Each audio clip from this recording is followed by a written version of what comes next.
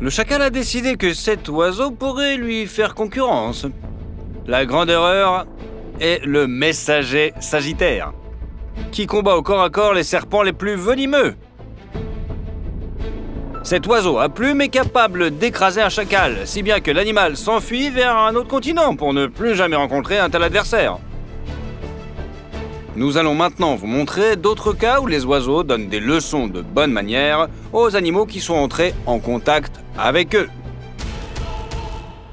Dans la réserve de Yellowstone, une famille de grues a installé son nid au milieu d'un plan d'eau. Les oiseaux se croyaient en sécurité. Ils sont mignons, n'est-ce pas? Les parents et les oisillons ont décidé de s'éloigner du nid et de marcher le long de la rive quand soudain, un ours a surgi. L'énorme et lourd prédateur a apparemment décidé que ces oiseaux étaient un casse-croûte facile pour lui. Et rien ne pouvait l'empêcher de manger les oisillons, même si les adultes avaient pris leur envol et pouvaient se cacher pas loin. Mais l'abandon de la progéniture n'était pas dans les plans des grues. Mais vous savez ce qui était dans leur plan? Défoncer l'ours. L'animal voulait montrer qu'il était le plus cool, mais les grues sont capables de véritables exploits pour protéger leurs petits. Les oiseaux ont complètement ignoré la menace des griffes et des crocs du prédateur et l'ont attaqué en plein front. La bête est choquée, elle ne s'attendait pas à une telle bravoure. Les longs becs des grues ne sont pas adaptés à la chasse. Mais les oiseaux peuvent s'en servir comme une épée. Quelques coups précis et l'ours perd ses yeux. Et attention, il ne veut pas se laisser faire. Alors il arrive. Mais il est 25 à 30 fois plus massif et plus fort que ces beaux oiseaux. Mais l'amour des parents fait des merveilles. L'ours s'éloigne de la grue furieuse et s'accroche à un arbre pour se calmer un petit peu. L'énorme prédateur est pratiquement en proie à la panique. Mais les chauves-souris semblent quand même un petit peu plus vénères que les grues. Mais ce renard volant a manifestement sous-estimé son ennemi à plumes. Ce n'est pas un oiseau de proie redoutable, mais c'est un vrai combattant. Avec un avantage de vitesse. Elle l'a attaqué encore et encore. Le résultat, l'oiseau brissa la patte arrière de son ennemi et lui donne une raclée que l'animal n'oubliera jamais. Ce petit oiseau est beaucoup plus petit en taille et en masse, mais beaucoup plus courageux et doté d'un véritable instinct de combattant. Il est intéressant de noter qu'il ne s'agit pas du tout d'un combat entre deux prédateurs pour un territoire. Vous voyez la forme particulière du bec massif de cet oiseau? Il sert à broyer les grains et les noix. Mais il peut aussi servir d'arme. L'alouette des champs n'est pas non plus un prédateur. C'est une espèce qui se nourrit de plantes. Peut-être l'oiseau a-t-il décidé de chasser un concurrent de son territoire pour éviter la compétition pour la nourriture. Ou peut-être l'oiseau ne sait-il tout simplement pas qu'il n'est pas une bête carnivore. Les aigles ont la rapidité d'une balle et une vitesse de réaction impressionnante. Il semble que le dindon moyen ne puisse même pas approcher le niveau de rapidité de ce rapace. Mais cette dinde est manifestement sous-estimée. D'une manière ou d'une autre, à la toute dernière seconde, la dinde a remarqué le lancer de l'aigle et ne s'est pas contentée d'esquiver. Elle a pu voler brusquement vers le haut et manquer l'oiseau de proie qui se trouvait en dessous d'elle. Les griffes de l'ennemi passèrent à quelques centimètres de la gorge de la dinde. Mais elle a réussi à s'échapper avec une telle élégance, comme s'il ne s'agit pas de la situation la plus dangereuse de sa vie, mais d'un mardi ordinaire. Ce faisant, la dinde ne s'est pas laissée déstabiliser et a poursuivi son vol. Il nous semble qu'elle court de façon assez amusante, mais attention! La dinde se dirige dans la direction opposée. Pour être sûr de ne pas se faire attraper, le rapace n'a plus aucune chance de rattraper sa victime. Cette fois, il est manifestement trompé dans le choix de sa proie. Et le dindon mérite bien votre like, n'est-ce pas? Ce Golden Retriever nageait tranquillement et s'apprêtait à rejoindre le rivage lorsqu'il a été repéré. Non, pas par un tigre ou une meute de chacals affamés. Quelqu'un de plus vicieux. Un cygne. Oui, oui, vous avez bien lu, contrairement à leur réputation d'oiseaux doux et bons enfants, les cygnes sont de vrais durs à cuire. Ils sont en effet des partenaires monogames fidèles et loyaux, mais ce sont aussi des créatures extrêmement territoriales qui extermineront tout voisin sur le plan d'eau choisi. Le Golden Retriever est un gros chien, mais il est sur son territoire, dans l'eau. Le cygne bondit furieusement sur le chien qui ne lui a rien fait. Les puissants battements d'ailes et les tentatives de glisser le corps du chien sous l'eau constituent une véritable menace. Un cygne peut tout simplement noyer le chien, même s'il est 7 à 9 fois plus lourd que lui. De plus, le chien ne s'attendait pas à une telle agression. C'est pas de sa faute. Mais heureusement, la rive était assez proche et le chien a réussi à se sauver. Il semble qu'il soit désormais aquaphobe. En fait, l'agressivité des cygnes présente de réels avantages pour la survie de l'espèce. Leur bravoure leur permet de défendre leur territoire contre les prédateurs qui les considèrent généralement comme de la nourriture. Ce renard hésite à s'attaquer à un cygne. Il boit prudemment et s'éloigne de l'énorme et courageux oiseau. Cet aigle est confiant. Il ne sait pas nager, mais il reste dans les eaux peu profondes et cherche de la nourriture. Mais il ne sait pas à qui appartient cette étendue d'eau. Le cygne ne veut pas que ses poussins soient regardés avec appétit. Il est le premier à attaquer l'énorme oiseau de proie qui, par sa seule apparence, peut effrayer des créatures encore plus grandes.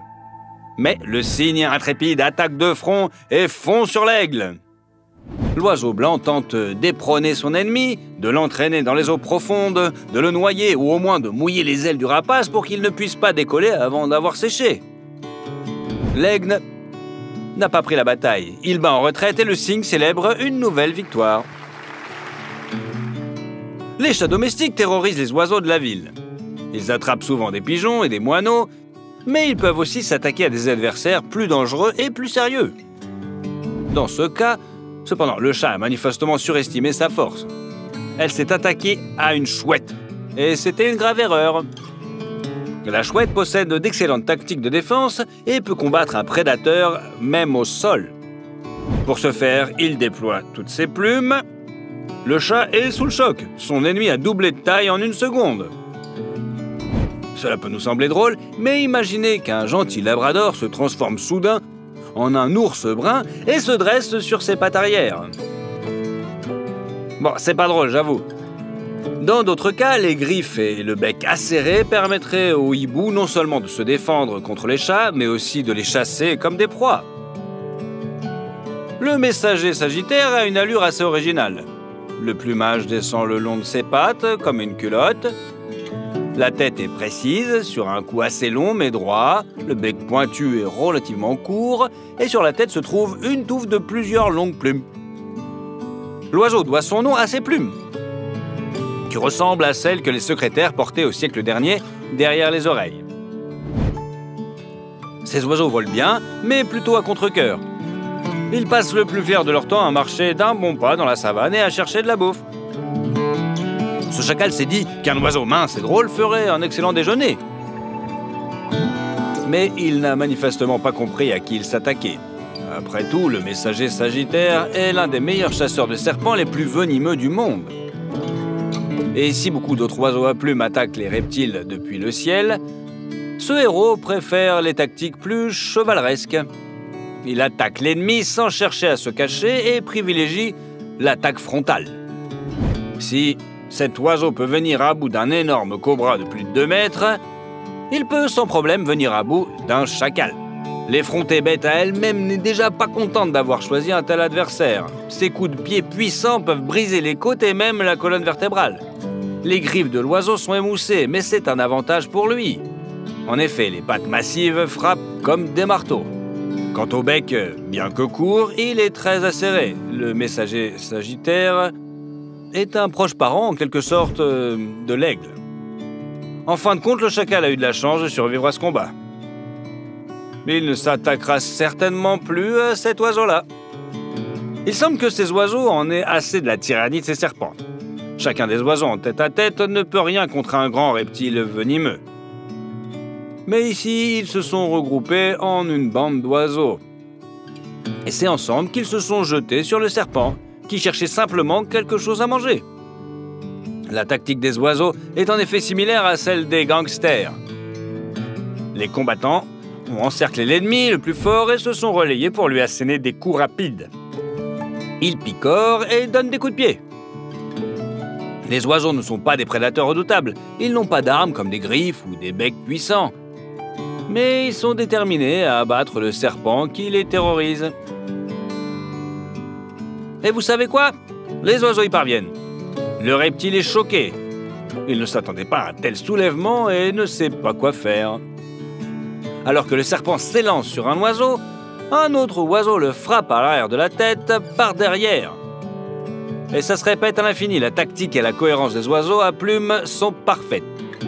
Ils se soutiennent mutuellement et se battent avec un désespoir qui nous fait demander si leur querelle avec ce serpent ne dure pas depuis un certain temps. S'agit-il d'une vendetta? Ou bien sommes-nous témoins d'un nouveau saut évolutif où des oiseaux pas très forts ont appris à coopérer pour se défendre contre des prédateurs plus redoutables et plus dangereux? Qu'en pensez-vous? Dites-le dans les commentaires. Elles volent dans l'obscurité la nuit, se jettent sur des victimes sans méfiance, les attaquent et boivent leur sang. Vous pensez qu'il s'agit de chauves-souris exotiques?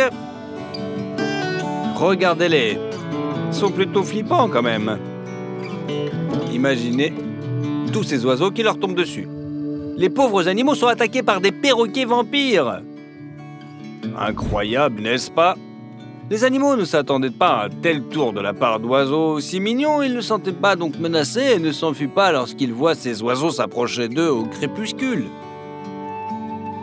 En général, tout cela se passe en Nouvelle-Zélande, où il n'y a pas de grands prédateurs qui pourraient représenter un danger pour un troupeau de moutons, par exemple.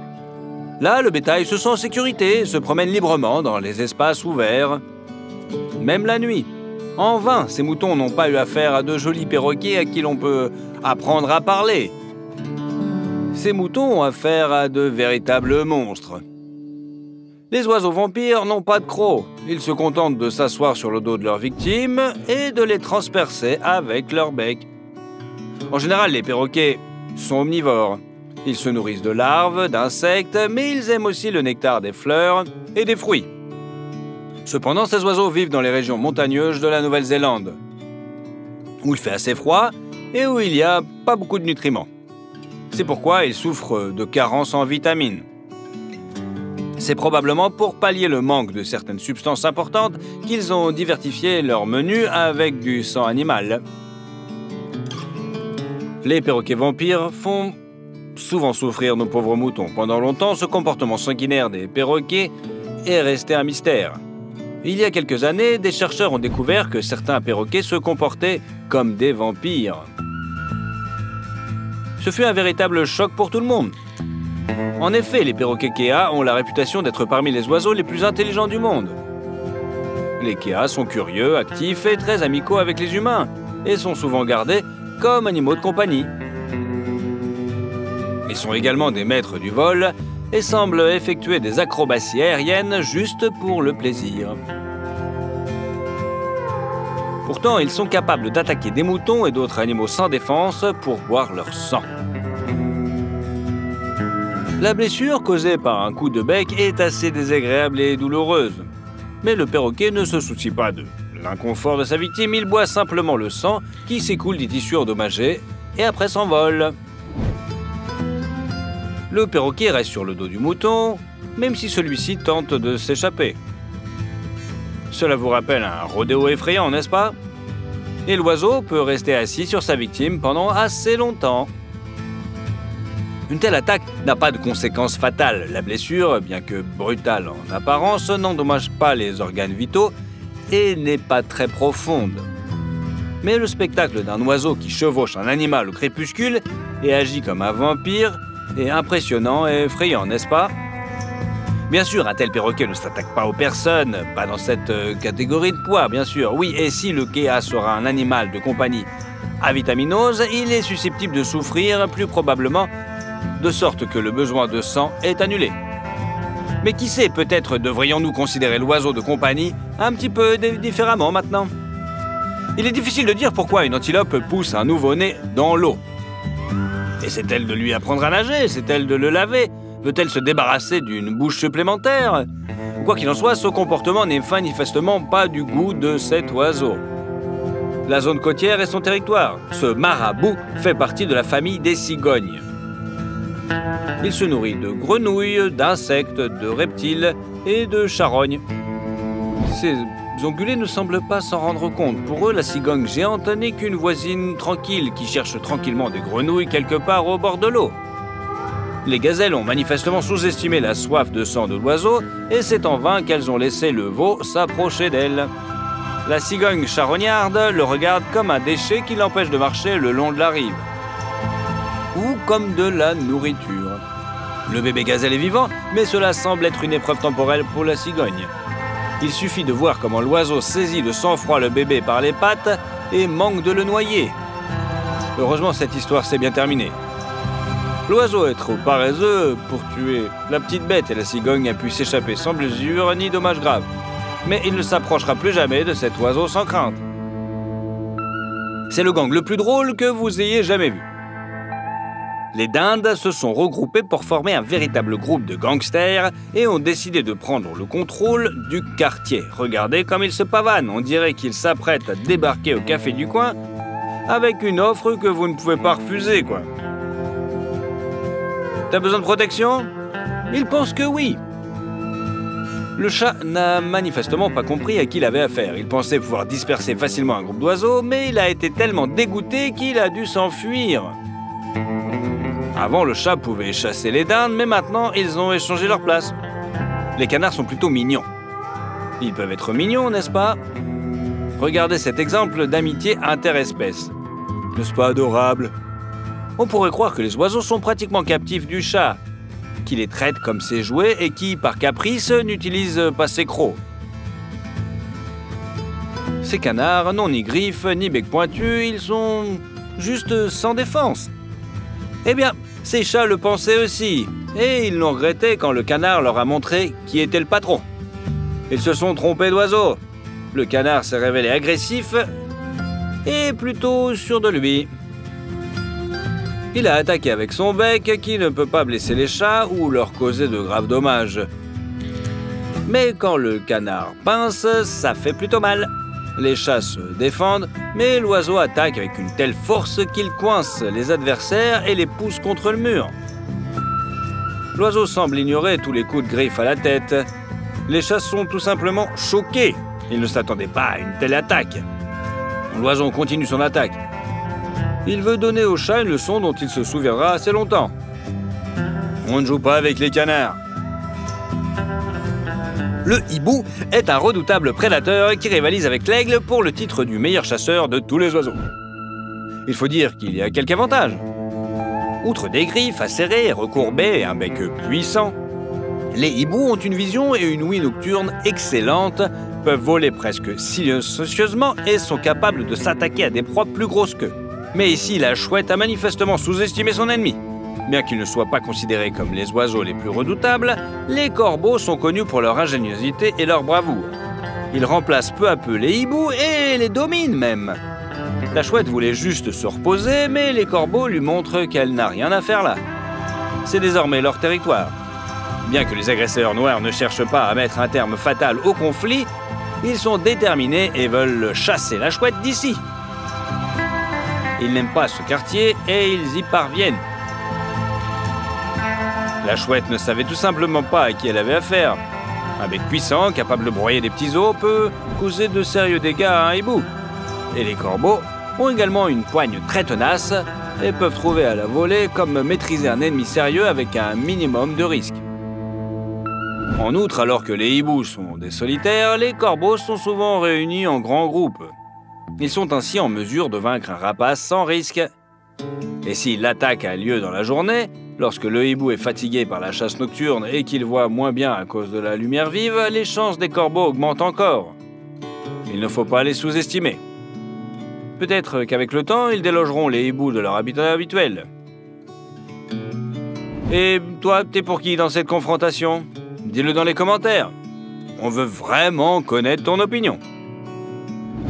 Il est difficile de trouver un oiseau plus effronté qu'une mouette. Ces oiseaux ont fait de leur insolence une véritable arme. Grâce à elle, ils peuvent trouver de la nourriture n'importe où. Les mouettes ont la réputation d'être des oiseaux de mer, mais elles volent aussi très loin des côtes. Et là, elles n'ont aucun mal à trouver de la nourriture. Ces pigeons pensent qu'en face d'eux se trouve un mendiant comme eux, juste un peu plus grand. Et ils n'ont pas peur de cet oiseau car il ne semble pas un prédateur. Il n'a pas de longues griffes acérées, ni de bec comme celui d'un faucon. Mais vous auriez dû voir la menace dans les yeux de cet animal. Après tout, une mouette passe tranquillement devant des pigeons et ne cherche pas la nourriture que les gens lui jettent. La mouette cherche un pigeon plus appétissant et l'attaque lorsqu'elle en trouve un. Les autres pigeons sont tout simplement choqués, ils ne s'attendaient pas à cela. Mais si la mouette enfonce son bec dans la cible, il est peu probable qu'elle lâche prise. Grâce à sa taille, à sa force supérieure, elle peut facilement tuer un pigeon en quelques minutes. Et ce n'est pas le fait d'un seul oiseau, mais un comportement normal pour l'ensemble de l'espèce. Si un goéland a une chance de s'occuper d'un animal, il l'attaquera. C'est formidable que nous soyons tellement plus grands que c'est hors la loi à plumes, n'est-ce pas? La mouette s'occupe de sa proie aussi efficacement que possible. S'il y a de l'eau à proximité, l'oiseau noir a un adversaire qui ne sait pas nager. S'il n'y a pas d'eau, elle frappera avec son bec, soulèvera l'adversaire et le frappera contre le sol. Une mouette peut s'attaquer à un moineau qui n'est pour elle qu'un sandwich. Elle peut aussi oser s'attaquer à un adversaire plus grand. Les animaux terrestres ne se sentent pas non plus en sécurité. Ici, une mouette a avalé un écureuil. Le rongeur à fourrure ne s'attendait manifestement à une attaque de la part de cet oiseau. Et ce pour rien en plus. Cependant, même les tentatives de se cacher ne donnent pas toujours de bons résultats. Ici, la mouette a fait sortir le lapin de son trou. L'oiseau s'est emparé du gros animal et l'a avalé tout rond. Mais pour chaque homme qui aime se battre, il y a un combattant plus fort. Ce pélican était furieux de l'insolence de la mouette. Bien que le bec en cuir de l'oiseau soit surtout destiné à attraper des poissons, la mouette pouvait s'y loger aussi. La mouette n'a manifestement pas compris à qui elle s'attaquait. Le pélican s'en est débarrassé en quelques secondes. Et les corbeaux peuvent donner une leçon à une mouette aussi. Regardez ces voyous qui poursuivent une mouette. Les oiseaux à ailes noires ont appris que le travail d'équipe et la capacité à négocier sont utiles lorsqu'ils perdent face à un adversaire effronté et de plus grande taille. La mouette est tout simplement désorientée. Elle était battue de toutes parts et forcée de quitter son littoral natal, qu'elle considérait comme son territoire. Elle n'a manifestement pas compris que les règles avaient changé et que d'autres voleurs à plumes étaient là. En gros, elle s'attaquera plus jamais à des corbeaux. Quel incident de bravoure inattendu d'un oiseau vous a le plus impressionné? Désolé pour les traductions, ce n'est pas moi qui l'ai fait. Répondez dans les commentaires et n'oubliez pas de vous abonner à notre chaîne. Vous serez ainsi l'un des premiers à connaître les cas les plus étonnants, les plus drôles et les plus épiques du monde de la faune.